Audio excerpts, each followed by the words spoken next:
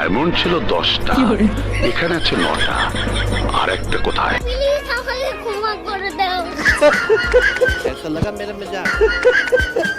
কি মনে করিস?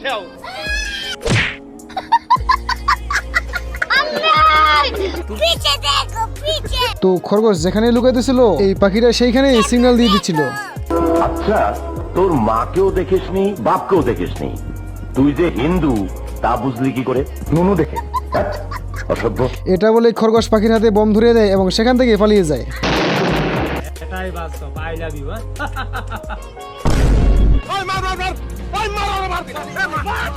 চালাক খরগোশ তখনই অন্যদিকে পোলতাতে আগুন লাগিয়ে দেয়।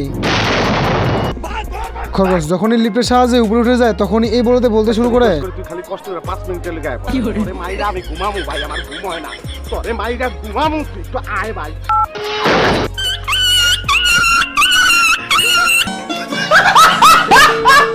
গাইস এইখানে হাঁসটা ঘুম পাড়তেছিল আর ঘুম পাড়তে পারতে তার পেট ফুলে যায় এবং সবাও ফুলে যায়। তার কারণে সে এবারে পানির মধ্যে পড়ে যায়। মানে এই তীব্র শীতে পানির মধ্যে পড়ে মাছের সঙ্গে ঘুমাইতেছে। তো ঘুমাইতে ঘুমাইতে যখন অক্সিজেন ফুরিয়ে যায় তখন মাছের কাছ থেকে অক্সিজেন দিতে শুরু করে। এবারে দুইজনেই চাদর নিয়ে টানাটানি করতে করতে দুজনেরই ঘুম ভেঙে যায়।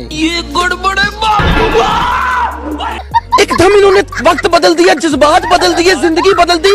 119 में इतनी अच्छी पार्टनरशिप चली।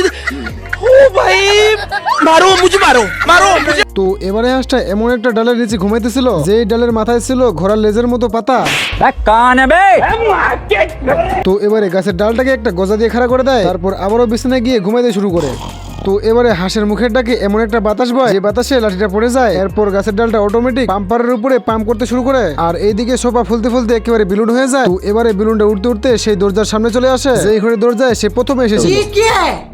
মানে লোকটা মনে করছে হাঁস এখানে সারা রাত ঘুমাইতেছে, যার জন্য হাঁসের কাছে টাকা চায় এবং হাঁসটাও ঘুমের ঘরে টাকা বের করে দেয়। তো এখানকার রুলস হইতেছে সকাল 6টার সময় ঘুম থেকে উঠতে হবে। তো এইদিকে হাঁসের তো ঘুম ভাঙে না, যার কারণে সে লাথি মেরে সেখান থেকে বের করে দেয়।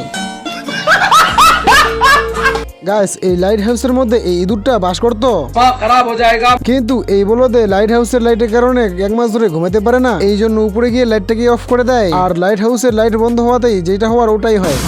একেবারে সোজা জাহাজ এসে লাইট হাউসকে ধাক্কা মেরে দেয় এবং এইদিকে ইঁদুর ধরার জন্য বিড়াল এইখানে আসে। বিড়াল আস্তে আস্তে পিছনে এসে ইঁদুরকে দেখে এবং দড়ি ধরে টেনে বের করে নিয়ে চলে আসে। কিন্তু এই মালে এত বড় দুধ দেখে একেবারে চটচটি হয়ে গেছে। আসলে এইটা হলো একটা ক্যাঙ্গারুর বাচ্চা। কিন্তু এইদিকে ইঁদুর ও ক্যাঙ্গারু মিলে আবারও লাইট অফ করে দেয় এবং দৌড়ে এসে লাইট অন করে লাঠি নিয়ে লুকিয়ে পড়ে।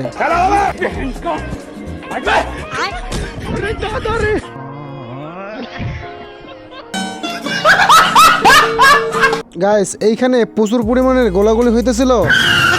আরে আমি এটা কি দেখতেছি, এইখানে তো বন্দুকের গলিও ট্রেফিং মেরে চলতেছে। মানে ভাবা যায় যে এখানে আমাদের দেশের লোকই ট্রেফিং মেরে চলে না, আর এইখানে তো বন্দুকের গলি ট্রেফিং মেরে চলতেছে। মানে কি বলবো, যাই হোক। আর এইখানে দেখেন এরা তো ব্যাংকটাকে চুরি করা বাদ দিয়ে ব্যাংকটাকে উঠিয়ে নিয়ে পালাইতেছে। আর তখনই সেইখানে এই সুপারম্যানের এন্ট্রি হয়। তো এই সুপারম্যান ব্যাংকটাকে উদ্ধার করে নিয়ে চলে আসে। তার সঙ্গে সঙ্গে ডাকাতদেরও জেলে ভরে দেয়। মানে এরকম লোক ইন্ডিয়াতে থাকলে পুলিশের আবার কিসের প্রয়োজন বলো? নিঃসন্দেহে তুই ঠিক কথা বলেছিস।